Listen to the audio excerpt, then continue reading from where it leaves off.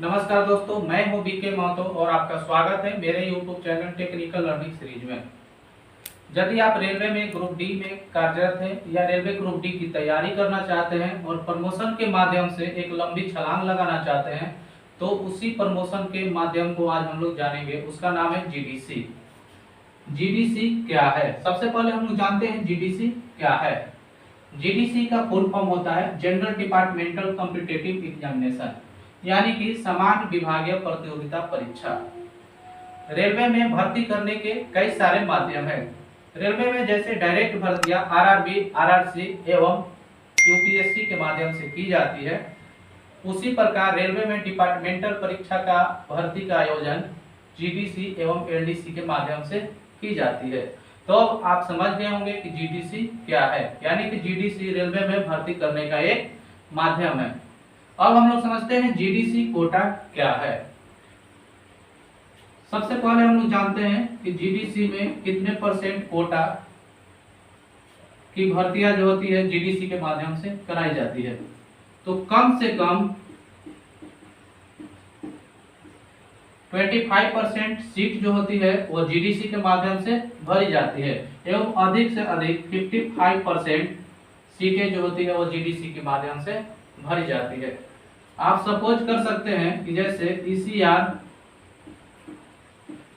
यानी कि हाजीपुर जोन में एएसएम यानी कि सहायक स्टेशन मास्टर की 1000 सीटें हैं, तो 50% सीटें जो होती है यानी कि 500 सीटें जो होती है वो आरआरबी यानी कि रेलवे रिक्रूटमेंट बोर्ड के माध्यम से भरी जाती है।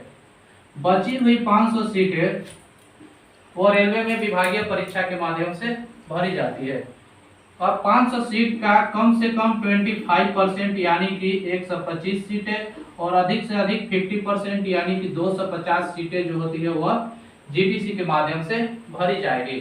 अब आप समझ गए होंगे कि जीडीसी कोटा क्या है। जीडीसी कोटा के तहत सभी रेल कर्मचारी परीक्षाएं दे सकते हैं।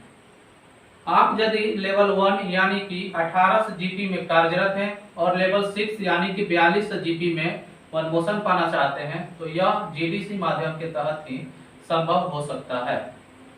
आप रेलवे में यदि लंबी छलांग उछाल लगाना चाहते हैं तो यह जीडीसी माध्यम के तहत ही सफल हो सकता है। यदि आप रेलवे में गैंगमैन के पद पर कार्यरत हैं और स्टेशन मास्टर यानी कि सहायक लोको पास यदि आप गैंगमैन में कार्यरत हैं और सीधे सहायक स्टेशन मास्टर बनना चाहते हैं, तो वह जीडीसी माध्यम के तहत ही संभव हो सकता है। क्योंकि रेलवे में समान प्रमोशन का नियम जो है वो 10 साल के बाद एक प्रमोशन मिलता है। जैसे कि आप रेलवे में लेवल 1 यानी कि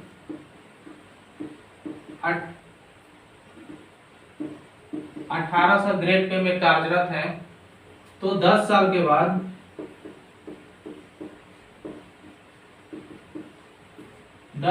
बाद लेवल 2 यानी कि 1900 ग्रेड पे में जाएंगे। उसके 10 साल के बाद यानी कि 20 साल के बाद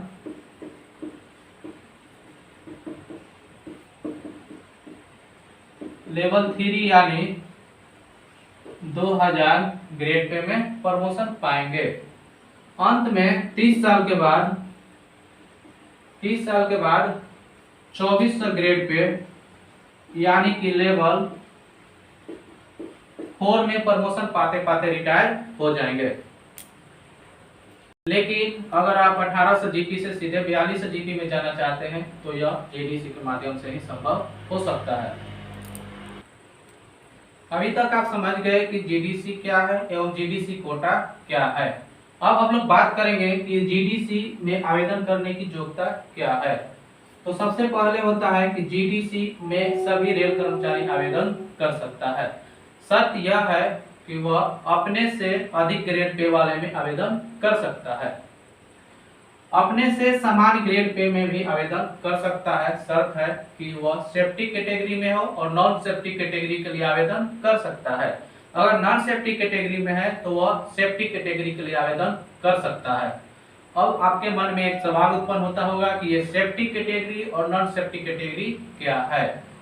तो सेफ्टी कैटेगरी में वह कर्मचारी आते हैं जो सीधे रेल संचालन से जुड़े रहते हैं, जैसे station master, guard, loco pilot, gateman, कांटा वाला, पॉइंट्समैन। ये सभी कर्मचारी जो है रेल संचालन से प्रत्यक्ष रूप से जुड़े रहते हैं। और नॉन सेफ्टी कैटेगरी जो है उसमें कर्मचारी जो होता है रेल संचालन से प्रत्यक्ष रूप से यानी सीधे तौर पे नहीं जुड़े रहते हैं, जैसे सभी कार्यालय में कार्यरत बाबू एवं ऑफिस में कार्यरत कर्मचारी एवं टिकट कर्मचारी नॉन सेफ्टी कैटेगरी में आते हैं। आप जिस पद के लिए आवेदन करना चाहते हैं उस पद के लिए एजुकेशन क्वालिफिकेशन आपके पास होनी चाहिए। जैसा कि आप ग्रुप डी में गैंगमैन के पद पे कार्यरत हैं और स्टेशन मास्टर के पद के लिए अप्लाई करना चाहते हैं तो आपको ग्रेजुएशन होना जरूरी है। एक और एग्जांपल देते हैं, जैसे आप ग्रुप डी में किसी भी पोस्ट पर कार्यरत हैं और सहायक लोको पायलट के भर्ती में आवेदन करना चाहते हैं तो सहायक लोको पायलट के भर्ती के लिए जो मिनिमम क्वालिफिकेशन है मैट्रिक प्लस ITI होना आपके पास जरूरी है। एक बार इस तरह से हम लोग समझ लेते हैं कि RRB में जो किसी भी पोस्ट के लिए एजुकेशन क्वालिफिकेशन होता है वही क्वालिफिकेशन GDC में होनी चाहिए। अब आपके मन में यह प्रश्न उठता होगा कि मैं एक रेलवे कर्मचारी हूं तो मुझे एजुकेशन क्वालिफिकेशन में कुछ छूट मिलेगी, तो ऐसा नहीं है। अब हम लोग बात करेंगे GDC में अप्लाई करने के लिए यानी आवेदन करने के लिए आयु सीमा क्या होनी चाहिए। तो सबसे पहले हम लोग जनरल की आयु सीमा के बारे में बात करते हैं। आप अगर जनरल यानी सामान्य कैटेगरी में बिलोंग करते हैं तो आपके लिए कम से कम अगर आप जनरल कैटेगरी यानी सामान्य कैटेगरी में बिलोंग करते हैं तो आपकी उम्र 42 ईयर्स से अधिक नहीं होनी चाहिए। वहीं अगर आप OBC कैटेगरी में आते हैं तो आपकी उम्र जो है 45 ईयर्स यानी 45 साल से अधिक नहीं होनी चाहिए। एवं SC/ST कैटेगरी के लिए उम्र जो है वो 47 यानी कि 47 साल से अधिक नहीं होनी चाहिए। अब हम लोग बात करेंगे GDC एग्जाम के लिए आवेदन करने के लिए क्या कोई फी लगती है या नहीं लगती है। तो मैं यहाँ बता दूं कि GDC में आवेदन करने के लिए आपको किसी भी प्रकार का कोई खर्च करने की जरूरत नहीं है। यहाँ तक कि आपको GDC परीक्षा देने के लिए रेलवे जो होता है पास देता है। यह पास रेलवे के सभी कर्मचारियों को दिया जाता है, चाहे वह सामान्य कैटेगरी से हो, OBC कैटेगरी से हो या SC/ST कैटेगरी से हो। यहाँ तक कि आपको परीक्षा देने जाने के लिए आपको रेलवे उसके लिए यात्रा भत्ता का प्रावधान भी किया हुआ है एवं रेलवे उसके लिए किसी प्रकार के कर्मचारी का कोई छुट्टी लैप्स नहीं होता है, यानी कि रेलवे अपने ऑन ड्यूटी मानकर कर्मचारी को परीक्षा देने के लिए भेजता है। तो यह थी एक GDC की छोटी सी जानकारी। मैं आशा करता हूं कि यह जानकारी आप लोग को अच्छी लगी होगी। अगर यह जानकारी अच्छी लगी होगी तो वीडियो को प्लीज सब्सक्राइब कर दिए एवं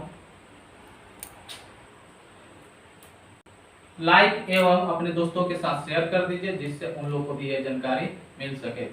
तो वीडियो देखने के लिए धन्यवाद। मिलते हैं फिर अगले वीडियो में, जब तक के लिए धन्यवाद।